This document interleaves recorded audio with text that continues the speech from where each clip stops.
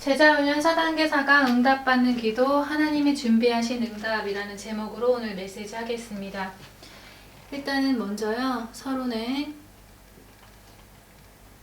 우리가 첫 번째 가장 중요한 것이 하나님이 말씀하신 그 말씀에 대한 말귀를 깨닫는 것이 가장 중요하다고 얘기를 했습니다.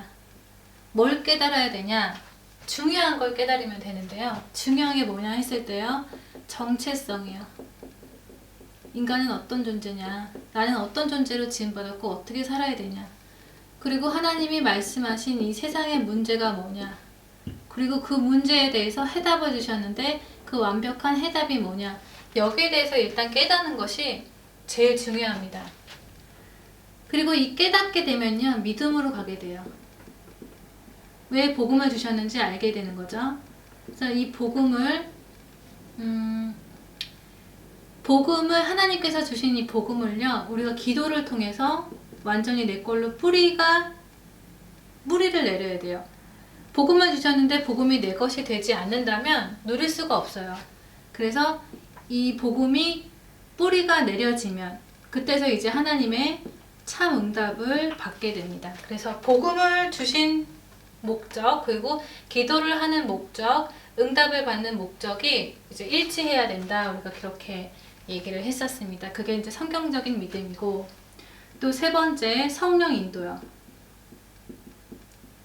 두 가지 얘기했습니다. 첫 번째는 잘못 각인된 것이 바뀌어야만 성령 인도 받을 수 있다. 그리고 성령 인도의 그 기준은 뭔가 했을 때 사도행전 통해서 확인을 지난주에 했고요. 오늘은 응답인데요. 하나님께서 준비하신 응답이 있어요. 그 준비하신 응답을요, 우리가 살면서 계속 받는 것이 이 응답인데요. 거기에 대해서 이제 확인할 겁니다. 일단은 먼저 중요한 거예요. 이 정체성. 하나님의 창조에는 인간만 하나님 형상대로 지으셨습니다.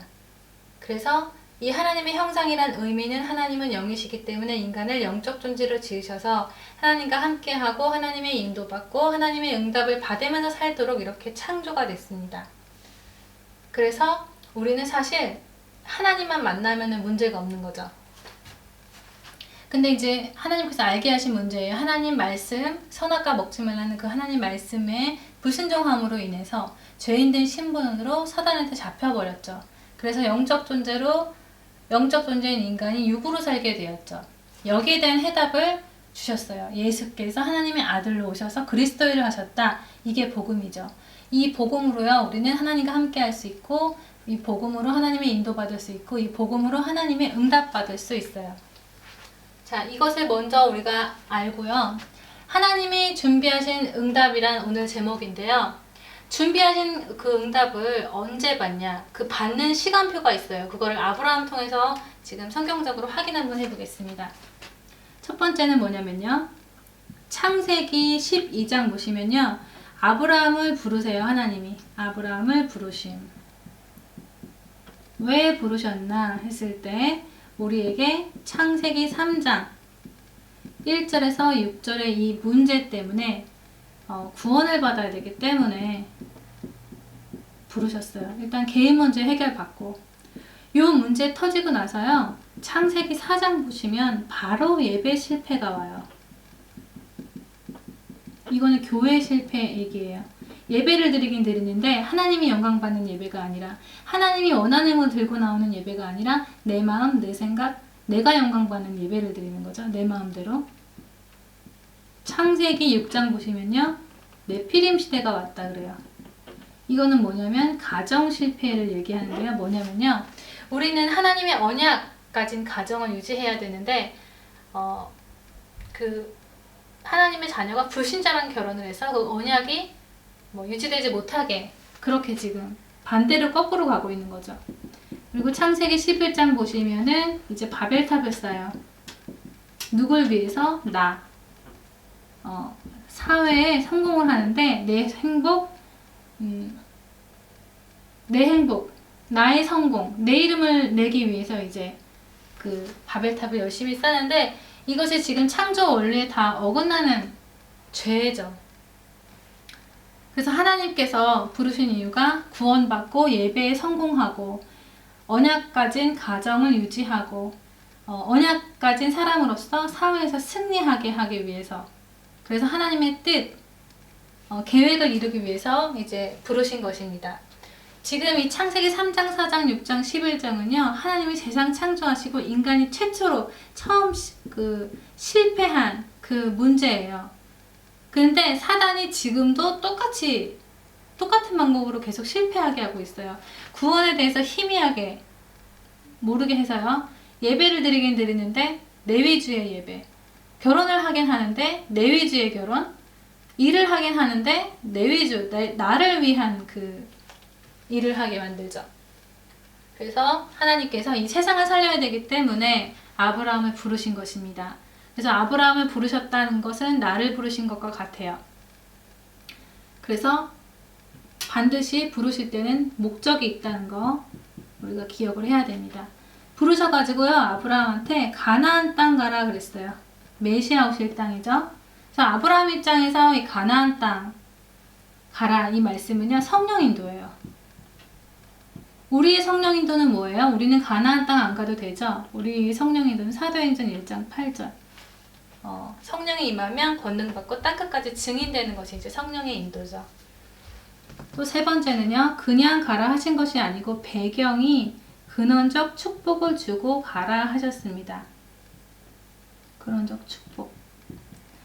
하나님께서는 이 세상에 복을 주실 때 아브라함을 통해서 복을 주셨어요. 마찬가지로 우리도 하나님께서 이 세상에 복을 주실 때 우리를 통해서 복음 가진 자 통해서 이 세상에 복을 주시게 되어 있습니다. 그래서 우리는 복의 근원이기 때문에 사실 우리에게 문제가 있다. 근원적 축복을 가진 자에게 문제가 있다라는 것은 괜찮아요. 그 문제는 문제가 아니라 그 문제를 통해서 하나님이 복을 주시려는 거기 때문에 문제가 더 이상 문제가 아니고요. 네 번째 보시면 그러면 언제 아브라함이 그 축복받았냐 했을 때 첫 번째 창세기 13장에 먼저 보시면요. 여기 그런 말을 하죠. 그 롯이 아브라함을 떠난 후에 요때 롯이 아브라함 떠난 후 이때요. 하나님께서 너는 지금 너 있는 곳에서 그 눈을 들어 바라보라. 동서남북 응답을 주겠다 하시는데요. 지금 너 있는 곳, 네가 지금 어떤 상황에 있든 어렵든 환경이 어렵든 질병에 있든 상관없이 너 있는 지금 그곳에서 내가 너를 그 복의 근원으로 삼겠다 이 말씀이시죠. 단지 이제 믿음, 하나님의 언약을 잡고 있어라 하시고요. 두 번째 창세기 22장에는요. 여기에 이제 복을 주시는데 독자 이삭을 바치라 그래요. 사실 이 시험에 하나님께서는 수양을 준비하고 계셨죠. 그래서 정말 이삭을 바치려고 할 때 하나님께서 바치지 말라고 하시면서 네가 이제야 하나님을 경외하는 줄 알았다. 이제야 그래요. 그럼 이 말은 뭐냐면 네가 이제 응답받을 시간표가 됐다. 이 의미가 있어요. 그래서 응답을 주시는데 무슨 응답을 주셨냐? 대적의 문을 얻으리라. 사단이 우리를 못 건드린다 이 얘기입니다. 자, 그래서 정리를 해보면요. 우리는 근원적 축복을 가진 자예요. 이 근원적 축복이라는 것은 내가 어떤 존재인지 알고 이 세상의 문제를 알고 하나님이 주신 해답으로 인생을 사는 자, 그 축복인 거죠. 그래서 나는 그럼 하나님이 준비하신 응답 언제 받냐 했을 때 이 하나님이 주신 근원적 축복을 반드시 잡고요. 내게 문제가 왔을 때 그 문제가 문제로 보이지 않을 때 그때가 이제 하나님의 응답을 받는 나의 시간표가 되는 것입니다. 그래서 조금 더 구체적으로 보면요. 우리 신앙생활의 모델은 뭐니 해도 이 초대교회 사람들이잖아요. 이 사람들은 절대 핑계가 없었습니다. 로마서 16장 24절에서 27절에 보시면 하나님의 비밀을 본 자들이라 그래요. 영세전부터 하나님의 비밀을 본 자들. 하나님의 비밀은 뭐예요? 바로 이거죠. 이 사람들이 이때는 환난, 핍박, 죽음까지도 있었지만 전혀 두려워하지 않았어요. 그 이유가 바로 이 예수께서 하나님의 아들이란 사실, 하나님의 존재에 대한 확신과 십자가에서 나를 구원하셨다는 이 확신, 부활하셔서 완전히 사망 것을 깨뜨리시고 승리하셨다는 그 확신 때문에 흔들리지 않을 수 있었던 건데요. 그게 이제 선지자, 제사장, 왕 합해서 이제 그리스도죠. 그리스도는 반석 같은 믿음을 가질 수 있도록 우리에게 주신 인생의 답입니다. 그래서 우리에게 이 세 가지 문제가 있잖아요. 하나님 떠난 문제, 죄 문제, 사단한테 잡힌 이 문제가 오직 그리스도 안에서만 해결이 될 수 있기 때문에 이 그리스도가 우리의 각인의 내용이 돼야 돼요. 그래서 이 뿌리를 완전히 내려야 되죠. 그리고 네 번째, 예수께서 그리스도이시기 때문에, 하나님의 아들 그리스도이시기 때문에 예수 이름 영접하면요, 성령이 그 이름으로 임하시죠. 하나님 나라요. 그래서 지금 사실 이 시대는요, 성령께서 오직 성령으로 일을 하시는데요. 예수님께서 이 땅에 오셔서 선지자, 하나님 만나는 길을 열어놓으시고 십자가, 우리의 죄 문제 해결하시고 부활하셔가지고 사망 것에 완전히 깨뜨리셨죠. 요 일을 하고 가셨어요.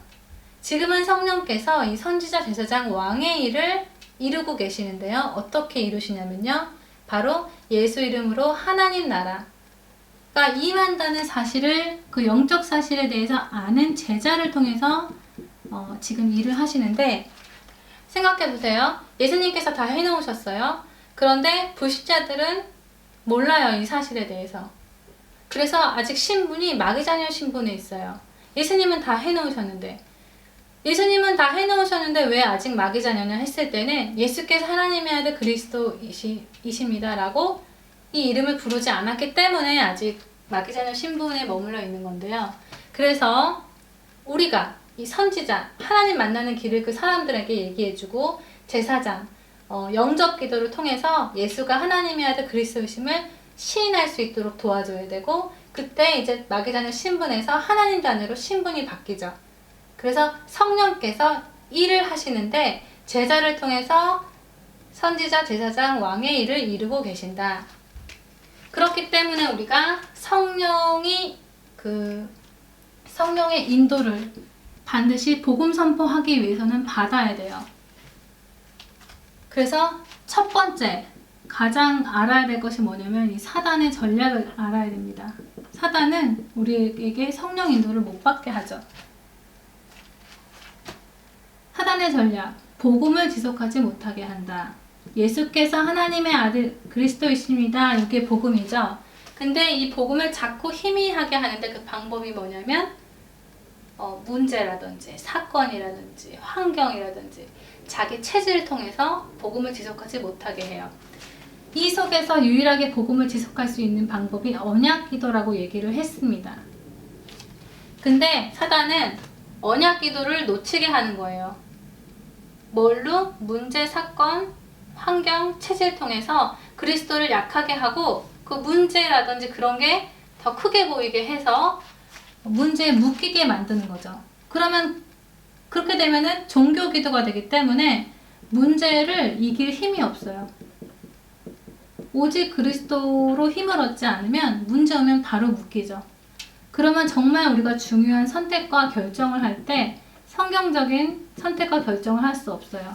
내 생각, 내 마음대로 하게 되는 거죠.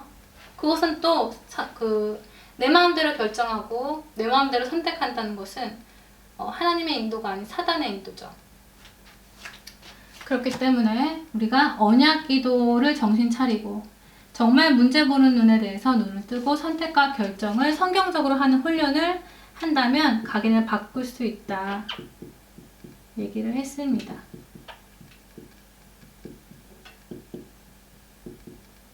두 번째, 성령인도 두 번째는요, 사도행전 1장 3절에 아버지께서 약속하신 것 줄 때까지 예루살렘 떠나지 말고 기다리라고 예수님께서 말씀하셨는데 제자들이 물어봐요. 주께서 이스라엘 나라를 회복하시면 이때냐고. 그랬더니 7절에 뭐라고 말씀하시냐면요, 그거는 너희 알 바 아니다. 너희는 오직 성령이 임하면 땅끝까지 내 증인되라 이렇게 말씀하시죠. 그래서 이 말씀의 뜻은 뭐냐면 성령 인도 받는 자들은 니네가 알 거하고 몰라도 될 일에 대해서 이제 구분해라 이 말씀이시죠. 그래서 우리가 여기까지 된다면 이제 땅끝까지 응답을 받는 거예요. 한계 없는 응답. 그래서 성경적인 성령의 인도가 뭔지, 방향이 뭔지 우리가 사도행전 2장을 통해서 봤는데요. 일단 첫 번째는 마가다락방에 성령 충만한 역사가 일어났어요. 그러니까 15나라 전도 문이 열렸어요. 전도문 열리니까 예수가 하나님의 아들 그리스도다 말씀 성취가 됐죠. 말씀 성취 속에서 3천 제자가 일어났습니다. 제자를 통해서 또 그 현장이 완전히 정복됐어요. 날마다 떡을 떼면서 모이면서 정복이 됐죠. 그래서 성령 인도의 기준은 뭐냐 했을 때 복음이에요. 복음을 듣는 자리. 복음을 듣는 자리, 그리고 말하는 자리가 성령 인도의 기준이에요. 그래서 하나님께서는요, 복음을 듣는 자리, 말하는 자리, 전도문이 있는 자리, 말씀 성취하는 자리, 제자가 있는 자리, 현장이 정복되는 자리로 자꾸 인도하시는데 그게 성령 인도예요. 그래서 우리가 이렇게 이 지금 전도자의 삶으로 성령 인도 받았다. 그러면은 응답은 또 어떻게 되겠어요? 내가 전도자의 삶을 살면 그게 또 응답인 거예요. 그래서 여기까지 내가 전도자의 삶을 산다. 그러면 또 이제 하나님이 준비하신 게 있는데 그게 뭐냐면 만남입니다. 사도들이요. 지금 성령 충만 받고 나서 하나같이 지금 성령이 충만하여 가로되 지금 이 말이 써 있거든요. 이 말은 뭐냐? 성령 충만한 사람을 성령 충만하게 해서 계속 복음을 말할 수 있게 하는 거예요. 그래서 7장에 스데반이 죽고요. 8장에 사마리아의 전도문이 열렸어요. 그리고 안디옥 교회의 문이 열렸어요. 그리고 지역마다 열렸어요. 그래서 뭐 했냐면요. 사도행전 5장 42절이에요. 날마다 예수가 하나님의 아들 그리스도다. 날마다 예수가 그리스도다 가르치고 전도하기로 쉬지 않는 삶. 복음을 계속 말하는 삶. 처음부터 주신 복음. 창세기 3장 15절. 여인의 후손이 뱀의 머리 상한다. 이 말을 계속하는 삶을 사는 거예요. 그 속에서 제자 나왔죠. 루디아, 야손, 브리스가 부부 나오고 19장에 중직자 나오고 지금도 준비되고 있고 나오고 있고. 그래서 현장 정복이 됐죠. 안디옥 교회를 시작으로. 그 다음에 빌립보, 데살로니가,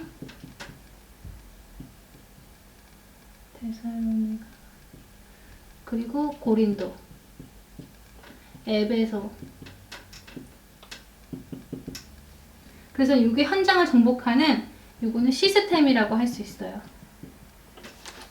그래서 사도들도 이 사도행전 2장으로 응답받고 사도행전 2장으로 살고 계속 사도행전 그 2장의 응답을 계속 받고 계속 지금도 그렇게 되는 거죠. 그래서 우리가 지금 이 시대에는 마찬가지예요. 복음을 말하는, 예수께서 하나님의 아들 그리스도이심을 말하는 복음 전하는 교회가 세워지게 하는 것이죠. 그래서 나중에 여기 보시면은 로마까지 이제 정복이 됐죠. 그래서 그 성령 인도는 사도행전 2장이에요. 응답도 사도행전 2장이고요. 우리의 미래도 사도행전 2장이에요. 그래서 우리가 그 성령 인도 부분에서 굉장히 많이 그 헷갈리고 뭐 오해 많고 그런 부분이 가장 그런 부분인데요. 정말 사도행전을 통해서 그 성령이 내주된 사도들이 어떤 인도를 받았는가, 어떤 하나님의 응답을 받았는가 이렇게 눈을 뜰 수 있다면 다른 것에 대해서 이제 성령 인도 부분에 대해서 오해하지 않을 수 있을 것 같습니다. 마치겠습니다.